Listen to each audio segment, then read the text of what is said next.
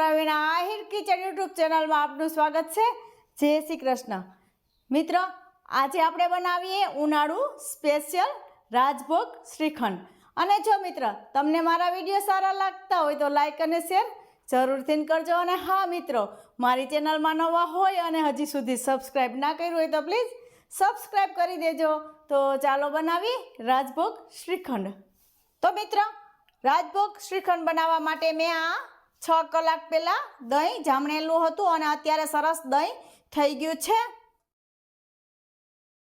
આપણે શ્રીખંડમાં સરસ એકદમ સરસ દહીં હોવું જોઈએ। આવી રીતે એકદમ મસ્ત દહીં લેવાનું છે। 6 કલાક પહેલાં જામણો એટલે સરસ દૂધ જામણો એટલે સરસ દહીં થઈ જાય। આવી રીતે એકદમ સરસ દહીં, થોડુંક ઘાટું દહીં હોવું જોઈએ, જાડું, એટલે આપણું શ્રીખંડ બહુ મસ્ત બને। તો મિત્રો, હવે આપણે આને એક કોટનના કપડા ઉપર લઈ લેશું। મિત્રો, એના માટે મેં આ એક તપેલી લીધેલી છે અને ઉપર જારી મૂકેલી છે। જારીમાં આપણે આવું કોટનનું કપડું રાખી દેવાનું છે, મલમલનું કે કોટનનું કોઈ પણ કપડું આમાં ચાલે। પછી આપણે આમાં દહીંને જવા દેશું।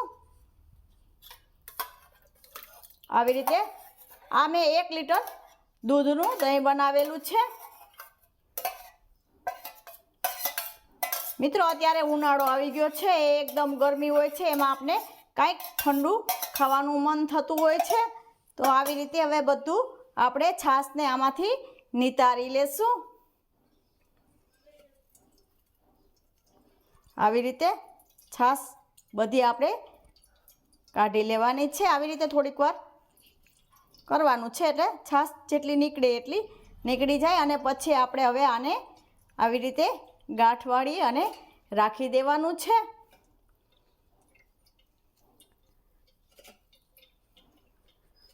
અને મિત્રો, હવે આપણે આની ઉપર વજનવાળી કોઈ વસ્તુ રાખી દેવાની છે, જેથી આમાંથી બધો છાશનો ભાગ બધો નીકળી જાય। હવે આપણે વજન રાખી દઈશું। આવી રીતે વજન રાખી દેવાનો છે અને આપણે મિત્રો હવે આપણે આને ફ્રીજમાં રાખી દેવાનું છે। 1 થી 2 કલાક આપણે આને ફ્રીજમાં રાખવાનું છે, જેથી બધી છાશ નીકળી જાય। અને આપણે ફ્રીજમાં જ રાખવાનું છે, જેથી આ દહીં ખાટું ન થાય અને આપણું શ્રીખંડ એકદમ સરસ બની જાય। તો હવે આપણે આને 1-2 કલાક માટે ફ્રીજમાં રાખવાનું છે। તો મિત્ર, આ મસ્કાને મેં 4 કલાક ફ્રીજમાં રાખેલો હતો, એને આપણે ખોલીને જોઈ લેશું।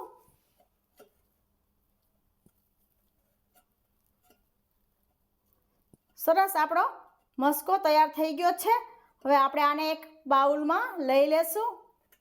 તો મિત્ર, આ મસ્કાને મેં આ બાઉલમાં લઈ લીધેલો છે। હવે આને સાઈડ ઉપર રાખી દેશું।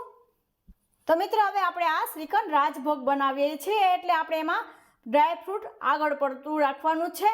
તો આ મેં 3 ચમચી બદામ લીધેલી છે અને 3 ચમચી આ પિસ્તા લીધેલા છે। એને આપણે ગરમ પાણીમાં પલાળીશું। તો મિત્ર, આ ગરમ પાણી લીધેલું છે, એને આપણે 5 મિનિટ માટે આવી રીતે ગરમ પાણીમાં પલાળશું, જેથી ઉપરની છાલ જલ્દીથી ઉતરી જાય। આવી રીતે હવે આને આપણે 5 મિનિટ માટે રાખીશું। હવે મિત્ર, આપણે આ 15 થી 20 તાર જેટલા કેસર લીધેલા છે અને હવે એને આપણે ગરમ દૂધમાં પલાળીશું। હવે એને પણ આપણે સાઈડ ઉપર રાખી દેશું।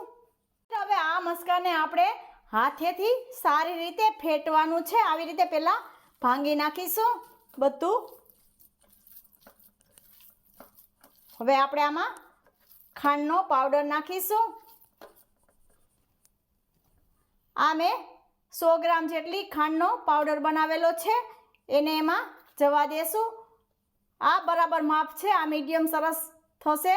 અને તમારે વધારે મીઠું શ્રીખંડ ખાવું હોય તો તમારે વધારે ખાંડ નાખવાની છે। આ 5 ચમચી જેટલી ખાંડનો પાવડર મેં નાખેલો છે। હવે આપણે આને આવી રીતે ફેટવાનું છે, એકદમ વધારે ફેટવાનું છે। હાથેથી ફેટો તો પણ ચાલે અને વિસ્કરની મદદથી પણ ફેટો તો પણ ચાલે, પણ મશીન કે બ્લેન્ડરનો ઉપયોગ નથી કરવાનો।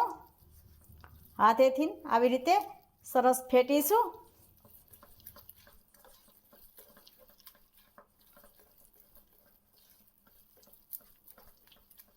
તો આવી રીતે 4 મિનિટ માટે આપણે એને ફેટીશું. તો મિત્રો આવી રીતે મેં સરસ ફેટી લીધેલું છે. હવે આપણે આમાં એકદમ સરસ મસ્ત બનાવવા માટે આપણે આ 2-3 ચમચી જેટલી મલાઈ, ઘરની મલાઈ લીધેલી છે. આની જગ્યાએ તમે ક્રીમ પણ લઈ શકો છો. મલાઈ નાખશો એટલે એકદમ મસ્ત આપણું ક્રીમી આઈસ્ક્રીમ તૈયાર થઈ જશે. આવી રીતે એને એમાં જવા દઉં છું.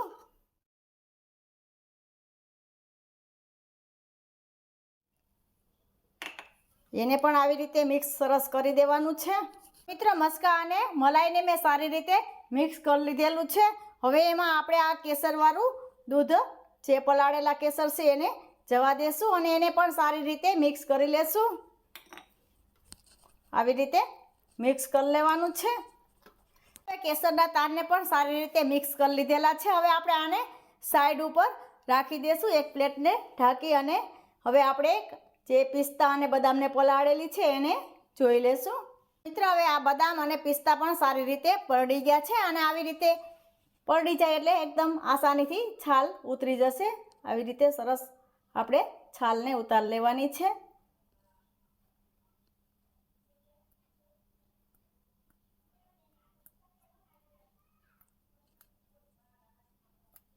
તો આવી રીતે મેં છાલને ઉતારી લીધેલી છે અને હવે આપણે પિસ્તામાંથી પણ છાલને ઉતારી લેશું અને બધી બદામમાંથી છાલ ઉતારી લેશું.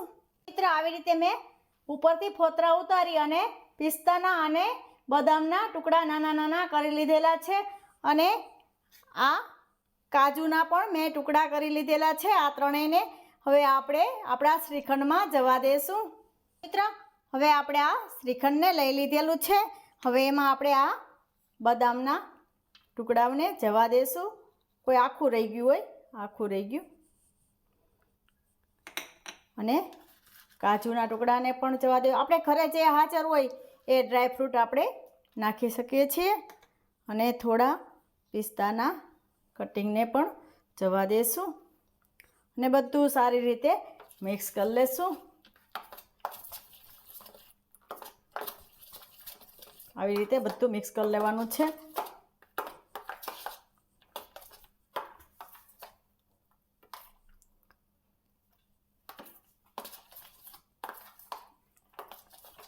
તો મિત્રો હવે તૈયાર છે આપણું આ શ્રીખંડ. હવે આપણે આને 1 કલાક માટે ફ્રીજમાં રાખી દઈશું, જેથી ઠંડુ થઈ જાય અને ઠંડુ થઈ જાય પછી જ આપણે આને સર્વ કરીશું. તો મિત્રો હવે 1 કલાક માટે મેં ફ્રીજમાં મૂકેલું હતું. એકદમ સરસ ઠંડુ થઈ ગયું છે. હવે તમે જોઈ શકો છો આવી રીતે આપણે આ ચમચી આવી રીતે ઊંધી કરીએ તો પણ આમાં નીચે નથી પડતું, એટલે પરફેક્ટ આપણું શ્રીખંડ તૈયાર થઈ ગયું છે. તો મિત્રો હવે આપણે આને એક બાઉલમાં લઈ લેશું. તો મિત્રો આપણે આ બાઉલમાં લઈ લીધેલું છે. એને આપણે પિસ્તાથી ગાર્નિશ કરી લેશું.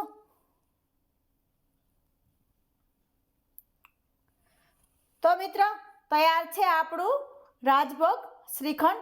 તો મિત્રો આજે આ શ્રીખંડની રેસીપી તમને કેવી લાગી એ મને કોમેન્ટ બોક્સમાં જરૂરથી જણાવજો અને આવી જ નવી રેસીપીઓ જોવા માટે મારી ચેનલને સબસ્ક્રાઈબ કરવાનું બિલકુલ ના ભૂલતા. ફરી મળીશું એક નવી રેસીપી સાથે. ત્યાં સુધી જય શ્રી કૃષ્ણ.